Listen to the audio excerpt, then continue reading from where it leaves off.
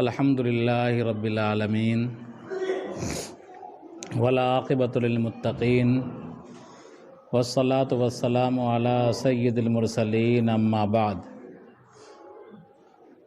قال اللہ تبارک و تعالی فی کلامہ المجید اعوذ باللہ من الشیطان الرجیم بسم اللہ الرحمن الرحیم وانتم الاعلون ان کنتم مؤمنین وقال تعالی فی موضع آخر وَأُبْرِئُ الْأَكْمَحَ وَالْأَبْرَصَ وَأُحْيِي الْمَوْتَى بِإِذْنِ اللَّهِ وَأُنَبِّئُكُم بِمَا تَأْكُلُونَ وَمَا تَدَّخِرُونَ فِي بُيُوتِكُمْ صدق اللہ العظیم۔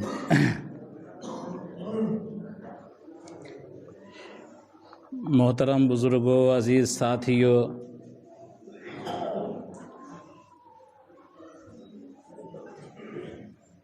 دو ہفتہ پہلے ایصال ثواب کے مروجہ طریقوں کے تعلق سے بات کی گئی تھی اور بتایا گیا تھا کہ ہم لوگوں نے جو ایصال ثواب کا طریقہ اختیار کر رکھا ہے یہ علماء دیوبند کے بقول واجب الترک ہے، اس کو چھوڑنا چاہیے۔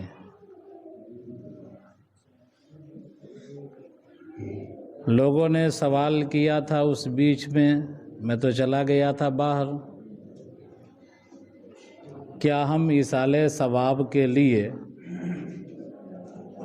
مدرسوں میں کچھ دے سکتے ہیں، بچوں کو کھانا پلانا کر سکتے ہیں؟ تو ان کے سوال کا جواب آسان ہے کہ صدقے کی نیت سے آپ ایصال ثواب جو چاہیں کر سکتے ہیں۔ غریب کی امداد کر سکتے ہیں، مدرسے کے بچوں کو کھانا کھلا سکتے ہیں، صدقہ نافلہ کی نیت سے آپ جو چاہیں کر سکتے ہیں۔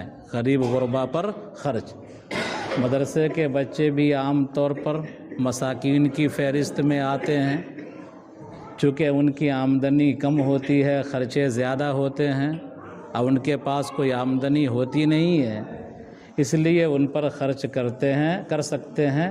ایصال ثواب ہو جائے گا، آپ کے مرحومین کو آپ کے صدقے کا ثواب پہنچ جائے گا۔ یہ ایک بات تھی، ایک سوال آیا تھا، وہ رہ گیا تھا جو آپ حضرات کے روبرو عرض کیا گیا۔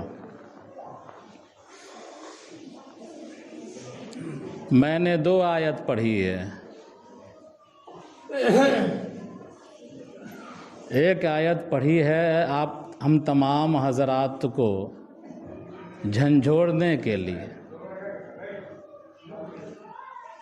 کہ دنیا کے اندر بہت ساری قومیں ہیں،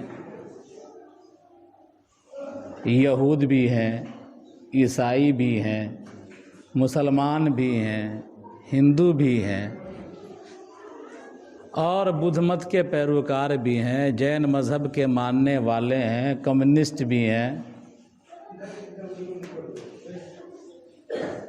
ہندوستان کے اندر بھی جتنی قومیں ہیں، جتنی قوموں کو شمار کرایا ہے، وہ قومیں ہندوستان کے اندر بھی پائی جاتی ہیں۔ تمام قوموں کے سامنے ایک ایجنڈا ہے زندگی گزارنے کا، تمام قوموں کے سامنے میں ایک ایجنڈا ہے زندگی گزارنے کا۔ وہ قوم مجموعی اعتبار سے اس مشن میں لگی رہتی ہے۔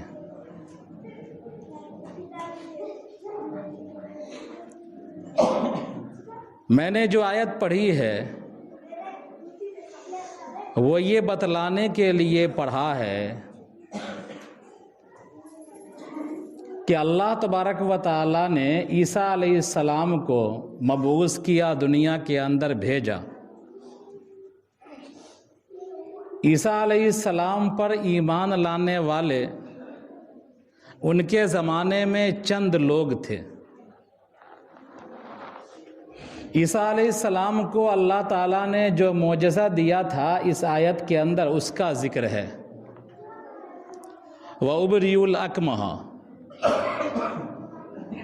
وَالْأَبْرَصَ وَأُحْيِي الْمَوْتَى بِإِذْنِ اللَّهِ، کہ عیسیٰ علیہ السلام فرماتے ہیں کہ میں مادرزاد اندھوں کو اچھا کر دیتا ہوں، یعنی عیسیٰ علیہ السلام کوئی مادرزاد اندھے کے آنکھ پر ہاتھ پھیرا کرتے تھے تو وہ اچھا ہو جایا کرتا تھا، دیکھنے لگتا تھا۔ والابرص، اگر کوئی کوڑھ کے مرض والا ہوتا، کوڑھیا جس کو کہتے ہیں، بیٹھا رہتا ہے ہاتھ پیر سکڑا ہوا، پانی بہتا رہتا ہے بدن سے، تو اگر کوڑھ کا مرض والا آتا ان کے سامنے، اس کے بدن پر ہاتھ پھیر دیتے تو وہ کوڑھ والا اچھا ہو جاتا۔ وَأُحْيِي الْمَوْتَى بِإِذْنِ اللَّهِ، کسی مردے سے کہتے قُمْ بِإِذْنِ اللَّهِ، اللہ کے حکم سے اٹھ جاؤ، تو وہ مردہ اپنے قبروں سے مٹی جھاڑتے ہوئے اٹھ جاتا تھا، زندہ ہو جاتا تھا۔ وَأُنَبِّئُكُمْ بِمَا تَأْكُلُونَ، اور انسان جو کھانا کھاتا ہے پیٹ میں چھپا ہوا ہے، حضرت عیسیٰ علیہ السلام بتلا دیا کرتے تھے باہر سے ہی کہ تم نے کیا کھایا ہے۔ ہم اور آپ کچھ نہ کچھ کھائے ہوں گے، تو عیسیٰ علیہ السلام دیکھ کر کے بتلا دیا کرتے تھے باہری سے کہ تم نے آج کیا کیا کھایا ہے، تمہارے پیٹ میں کیا کیا ہے کھانا، اور تم اپنے گھر پر کیا چھوڑ کر کے آئے ہو، کیا غلہ تمہارے گھر پر ہے۔ ایک اصول ہے دنیا کا کہ بانی کا اثر مبنا پر پڑتا ہے، یعنی کسی چیز کی بنیاد رکھی جاتی ہے تو بنیاد رکھنے والے کا اثر اس بنیاد پر پڑتا ہے، اور یہ آپ لوگ اچھی طرح سمجھتے ہیں۔ اس لیے مکان کا بنیاد رکھنے کے لیے آپ کسی مولوی صاحب کو لے جاتے ہیں، ان سے دعا کرواتے ہیں، بنیاد رکھتے ہیں۔ عیسیٰ علیہ السلام پر تو ایمان لانے والے کم ہی تھے، لیکن اس کے بعد گرچہ عیسیٰ علیہ السلام کا دین الہی بگڑ گیا، لوگوں نے انجیل میں تحریف کر دی، لیکن عیسیٰ کے نام لینے والے، عیسیٰ علیہ السلام کے نام لینے والے پھیل گئے دنیا میں، اور اللہ نے کہہ دیا تھا کہ تمہارے نام لیواؤں کو، تمہارا انکار کرنے والوں پر ہم غالب کریں گے۔ آج دنیا میں عیسائیوں کی تعداد سب سے زیادہ ہے، مسلمان دوسرے نمبر پر ہیں۔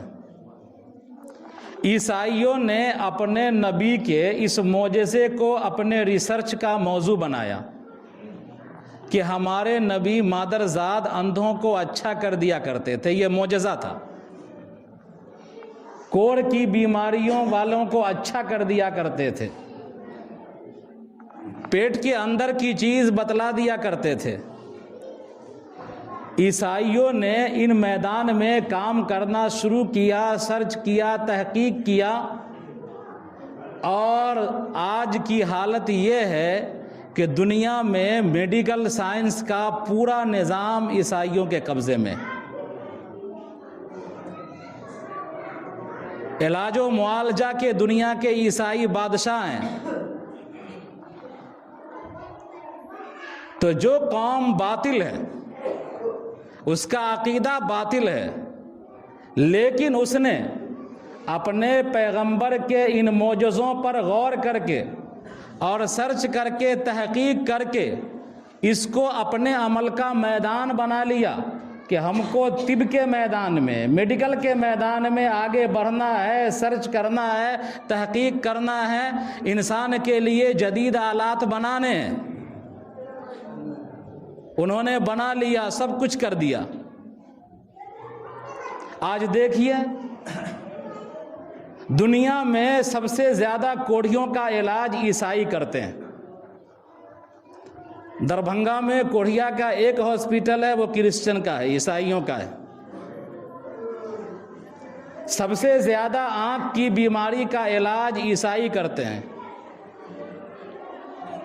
دنیا میں ہارٹ سرجری کے سب سے زیادہ ماہرین جو ہیں وہ عیسائی ہیں، کرسچن ہیں. الٹرا ساؤنڈ مشین کو ایجاد کر کے اور بتلا دیا کہ ہمارے پیغمبر تو معجزے کے طور پر بتلاتے تھے کہ پیٹ میں کیا ہے. الٹرا ساؤنڈ مشین ایجاد کر دیا جو بتلا رہی ہے کہ آپ کے پیٹ میں پتھر ہے یا کنکر ہے، آپ کے گردے میں کیا ہے. تو اس قوم نے جو توحید پرست نہیں تھی لیکن اپنے پیغمبر کے موٹے موٹے معجزوں کو اپنی تحقیق کا موضوع بنایا اور دنیا میں طب کے میدان کے وہ بادشاہ بن گئے. لیکن ہمارا مذہب اور ہمارے نبی، جن کو اللہ تبارک و تعالیٰ نے زندہ و جاوید معجزہ دیا، اور جس نبی کی تعلیم کا آغاز ہی اقرا سے ہوتا ہے کہ پڑھو، اور ساتھ میں آگے کہہ دیا بسم ربک الذی خلق خلق الانسان من علق، کہ پڑھو اپنے پروردگار کے نام سے جس نے پیدا کیا. اپنے وجود پر غور کرو. اور تم کو پیدا کیا جمے ہوئے خون کے لوتھڑے سے، جنین کا علم حاصل کرو. تو جو اللہ تبارک و تعالی ہم سے مخاطب ہو کر کے پہلے وحی میں ہم کو پڑھنے کا درس دے رہا ہے، اللہ تعالی ہمارے نبی کی پہلی تعلیم پڑھنے کے ذریعے ہو رہی ہے. لیکن ہماری قوم کا حال کیا ہے سب حضرات جانتے ہیں کہ ہماری قوم کہاں پہنچ گئی ہے. جن بچوں کو پڑھنا ہے، فیوچر بنانا ہے، مستقبل بنانا ہے، مدرسوں میں اچھی تعلیم حاصل کرنی ہے یا اچھے اسکول میں جانا ہے، امتحان میں اچھے نمبرات لانے ہیں، ان بچوں کو کچھ کرنا ہے، جن کی زندگی اس اسٹیج میں پہنچ چکی ہے کہ وہ قوم کے لیے کچھ کر سکتے ہیں، آگے بڑھ سکتے ہیں، ان کا حال یہ ہے کہ وہ لہو و لعب میں پڑے ہوئے ہیں. انہوں نے سپاری لے رکھی ہے کہ ہم بھی برباد ہیں اور ہم بچوں کو ہی برباد کر کے چھوڑیں گے. تو عیسائیوں نے اپنے نبی کے چند معجزوں کو اپنی تحقیق کا موضوع بنایا، پوری دنیا پر چھا گئے. اور لیکن ہمارے نبی کو اللہ تعالیٰ نے کتنے معجزے عطا فرمائے. سینکڑوں معجزے آپ صلی اللہ علیہ وسلم کے ذریعے ظاہر ہوئے، لیکن ہماری قوم نے، ہمارے بچوں نے، ہمارے پڑھنے والوں نے ان موضوع کو چھوا ہی نہیں، غور و فکر نہیں کیا. ہمارے نبی کو اللہ تبارک و تعالیٰ نے مکہ سے اٹھایا اور مسجد اقصیٰ پہنچا دیا، اور مسجد اقصیٰ سے اللہ تبارک و تعالیٰ نے اپنے عرش کے قریب بلایا، سدرۃ المنتہا تک پہنچایا، کائنات کی انتہا تک، مخلوقات کی انتہا تک پہنچا دیا اللہ تعالیٰ نے. لیکن ہم نے اس کو اپنے سرچ کا، اپنی تحقیق کا موضوع نہیں بنایا. حالانکہ اگر ہم اس پر غور کرتے، صرف نبی کریم صلی اللہ علیہ وسلم کے معراج ہی کو اپنی تحقیق کا موضوع بنا لیتے تو آج ہم مریخ پر ہم پہنچ رہے ہوتے، چاند پر ہم پہنچ رہے ہوتے، زحل اور مشتری پر ہم کھوج رہے ہوتے زندگی کو.